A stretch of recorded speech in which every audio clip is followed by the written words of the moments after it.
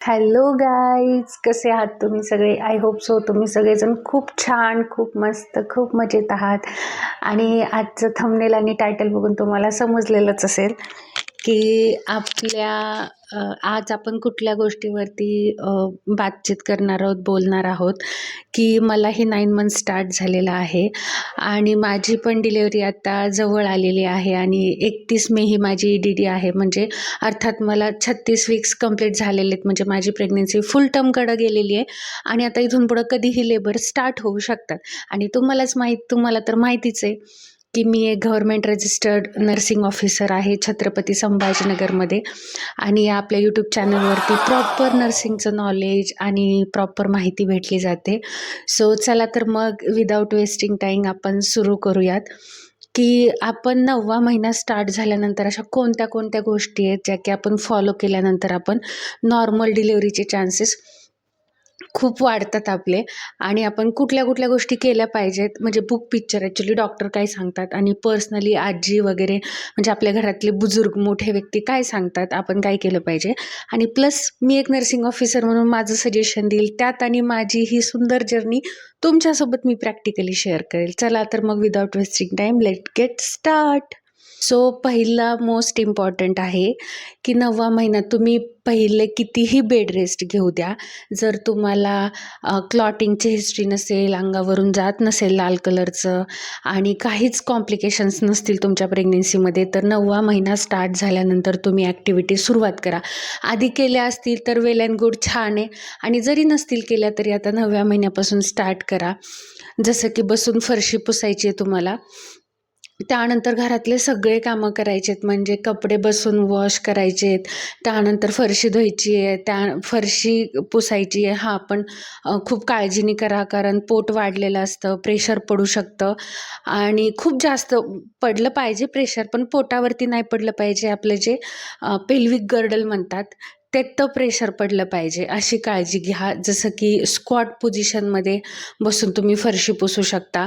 त्यानंतर आणखीन महत्त्वाचं म्हणजे जर तुमच्याकडं वेस्टर्न टॉयलेट असेल तर ते बंद करा यूज करणं. आणि नॉर्मली तुम्ही स्क्वॉट पोझिशनसाठी नॉर्मल इंडियन टॉयलेटचा यूज करा. आणि डेली सगळ्या ॲक्टिव्हिटी करत राहा, जसं की मी करते आहे. मला असं वाटायचं की बापरे, होईल का नाही काम, आता मी कसं करेल, काय करेल. पण सगळा माइंडसेट, सगळा खेळ गाईज इथून असतो की आपण जर इथून ठरवलं ना आपल्याला नॉर्मल डिलिव्हरी पाहिजे आणि मी त्याच्यासाठी काहीही करेल, काही इन द सेन्स की सगळ्या गोष्टींना फेस करेल, तर यस तुम्ही करू शकता. आणि फर्स्ट आहे आपल्या ॲक्टिव्हिटी, जे की तुम्हाला बंद नाही करायचे. शेवट लेबरला कळा येईपर्यंत आपल्याला घरचे सगळे कामं करायचे आहेत, हां, पण काळजी घेऊन करायचे. देन सेकंड आहे एक्सरसाइजेस. म्हणजे की जसं फॉर एक्झाम्पल सकाळी 15-20 मिनिट आणि संध्याकाळी 15-20 मिनिट किंवा अर्धा तास फोनवर बोलतायत तुम्ही किंवा तुमचे घरचे सगळे काम आहेत, तर मस्त तुम्ही वॉक करा, टेरेसवरती करा, खाली पोर्चमध्ये करा. पण काळजी घ्या वॉक करताना की तुमच्यासोबत कोणीतरी असिस्टंट असू द्या, हजबंड, तुमचे फ्रेंड, तुमचे भाऊ, तुमचे कलीग, तुमचे कुणीही फॅमिली मेंबर असू द्या, त्यांच्यासोबत तुम्ही ॲक्टिव्हिटीमध्ये वॉक करू शकता. त्यानंतर बघा, जुने लोक सांगायचे की ते काय करायचे, दरवाजाच्या कडीला धरायच्या बाया आणि त्यांना खाली स्क्वॉटमध्ये बसायच्या. म्हणजे त्यांना हे माहिती होतं की हे जर असं केलं तर नॉर्मल डिलिव्हरी होऊ शकते. जसं की त्यांचा तो हा क्रायटेरिया होता की पेल्विक गर्डलवरती प्रेशर पडलं पाहिजे. आता नॉर्मल डिलिव्हरीसाठी प्रिपरेशनसाठी बाळाचं डोकं सिफॅलिक प्रेझेंटेशनमध्ये अडकलं पाहिजे. म्हणजे की जे माकड हाड आहे आपल्या लेडीजचं, पेल्विक गर्डल म्हणतात ज्याला, त्याच्यामध्ये बेबीचं डोकं अडकलं तर ते बरोबर पुश व्हायला मदत होते, खाली व्हायला यायला मदत होते. आणि ह्या सगळ्या ॲक्टिव्हिटीज तुम्हाला दिवसभरामध्ये प्लस सकाळी मॉर्निंगला वॉक, संध्याकाळी मॉर्निंगला वॉक, त्यानंतर सकाळी 10 स्क्वॉट करायचे, संध्याकाळी 15 ते 20 स्क्वॉट करायचे. एवढं कंपल्सरी तुम्ही ॲटलिस्ट 9व्या महिन्यामध्ये तरी करा, जेणेकरून तुम्ही नॉर्मल डिलिव्हरी तुमची होऊ शकते. देन थर्ड आहे ते म्हणजे डाएट. बघा, आता डाएट तर कसा घेतला जातो, ऑब्व्हियसली तुम्ही थ्रू आउट द प्रेग्नेन्सी तुम्ही छान हाय प्रोटीन डाएट घेतला आहे, हाय फायबर डाएट घेतला आहे, लो फॅट ठेवलेत तुम्ही, बाहेरचं जंक फूड खूप जास्त खाल्लेलं नाही आहे, त्याच्यामुळं तुम्ही ह्या प्रोटोकॉल तर फॉलो कराल. प्लस नॉर्मल डिलिव्हरीसाठी स्पेशली हा एक प्रोटोकॉल आहे की तुम्हाला काय करायचं आहे, 37 आठवडे तुमचे कंप्लीट झाल्यानंतर तुम्हाला काय करायचं आहे की थोडंसं 2-2, 3-3 चमचे, 2 नाही तर 3 चमचे डेली तुम्हाला घी खायचे म्हणजे तूप खायचे, खूप 5-7 चमचे वगैरे असं नाही खायचं, थोडं थोडं खा. तुम्ही कोमट पाण्यामध्ये टाकून पिऊ शकता किंवा तुम्ही रोटी सब्जी कशामध्ये पण टाकून खाऊ शकता, पण तूप खा. त्यानंतर काय खायचे तुम्हाला 8 ते 10 खजूर खायचे डेली. खजूर कशासाठी खायचे की तुमचं जे सर्वायकल म्हणजे ते गर्भाशयाचं जे तोंड आहे तर ते पिकलं पाहिजे. पिकलं पाहिजे मराठी भाषेमध्ये म्हणजे की ते रायपन झालं पाहिजे, ते ओपन होण्यासाठी तिथल्या मसल रिलॅक्स झाल्या पाहिजेत आणि ते इझिली स्मूथ झालं पाहिजे. त्याच्यासाठी तुम्हाला काय खायचेत, खजूर खायचेत. आणि डाएटमध्ये तुम्ही प्रोटीन घेऊ शकता. हायड्रेशन, पाणी खूप जास्त प्या, म्हणजे की ज्युसेस घ्या तुम्ही, डाळ, दलिया, पाण्याचे पदार्थवाले पण सब्जी वगैरे खाऊ शकता जास्त, पण पाणी कंपल्सरी प्यायचे. कारण आता बघा उन्हाळ्याचे दिवस आहेत, ऑब्व्हियसली खूप जास्त हीट वाढलेली आहे. ह्याच्यामध्ये प्लस आपल्याला सर्वाय करायचे की सडनली काय होतं, शेवटच्या टर्म प्रेग्नेन्सी आली 37 आठवड्यामध्ये आणि तुम्ही शेवट चांगले चांगले म्हणता आणि डॉक्टरांना 9व्या महिन्याच्या सोनोग्राफीच्या चेकअपला गेल्यानंतर डॉक्टर म्हणतात अरे बाळाभोवतीचं पाणी तर कमी पडलेलं आहे, त्यालाच मेडिकल भाषेमध्ये ऑलिगोहायड्रोमिनस म्हणतात. मग तसं जर असेल तर तुम्ही किती पण प्लॅन करा 9 मंथमध्ये की मला नॉर्मल डिलिव्हरी पाहिजे, होणं पॉसिबल नाही जर बाळाच्या भोवतीचं पाणी कमी पडलं तर. त्यासाठी prevention is better than cure. आधीच तुम्ही खूप छान हायड्रेट राहा, बाहेर जास्त पडू नका, सकाळी 10 ते 5-6 वाजेपर्यंत घरात बसून राहा, कूलर, फॅन, AC यूज करा. हा पण डिरेक्टली कूलरचं वारं येईल असं पण करू नका, कारण जर तुम्हाला अशा नाजूक सिच्युएशनमध्ये जर सर्दी झाली तर ऑलरेडी तुमची बॉडी मग इम्युनिटी लोमध्ये जाईल आणि मग कुठेतरी तुम्हाला आणखीन फेस करावं लागेल प्रॉब्लेमला. त्यामुळं हायड्रेशन ठेवा प्रॉपर. आहे ब्रीदिंग एक्सरसाइजेस. ब्रीदिंग म्हणजे काय, आपल्याला काय करायचं आहे की आपला हा जो श्वास आहे तो खूप जास्त डीप घ्यायचा आहे. जसं प्राणायामामध्ये सर्च करा बघा तुम्ही यूट्यूबला किंवा इन्स्टाला की अनुलोम विलोम प्राणायाम. त्याच्यामध्ये काय करतात, खोल श्वास घेतात आणि खोल श्वास सोडतात. त्याच्याने काय होणार आहे, जेव्हा तुम्ही ॲक्च्युअल लेबर प्रोसेसला जाल, म्हणजे जेव्हा तुम्हाला कळा सुरू होतील ना, तेव्हा बॉडीमध्ये काय पाहिजे, जास्त ऑक्सिजन सप्लाय पाहिजे. आणि तुमची ऑलरेडी ब्रीदिंग एक्सरसाइजेस असेल, तुमचं श्वास घेण्याची आणि सोडण्याची ताकद, पॉवर जर वाढलेली असेल तर तुम्हाला काय होणार आहे, आणखीन छान तुमच्या बॉडीला ऑक्सिजन पोहोचणार आहे. आणि जिथं की लेबर पेन म्हणजे जर प्रायमी असेल, जर तुम्ही पहिल्यांदा कळा येत असतील तुम्हाला, तर तुम्ही 8-10 घंटे ते फेस करणार आहेत लेबर पेन. आणि मल्टीमध्ये तुम्ही 5 ते 6 तास असा प्रोटोकॉल आहे. पण जर तुम्ही ब्रीदिंग एक्सरसाइज प्रॉपर ठेवली, बरोबर खोल श्वास घेतला, खोल श्वास सोडला, हे जर तुमची प्रॅक्टिस असेल ना, तर तुम्ही 2-4 तासामध्ये मोकळ्या होऊ शकता.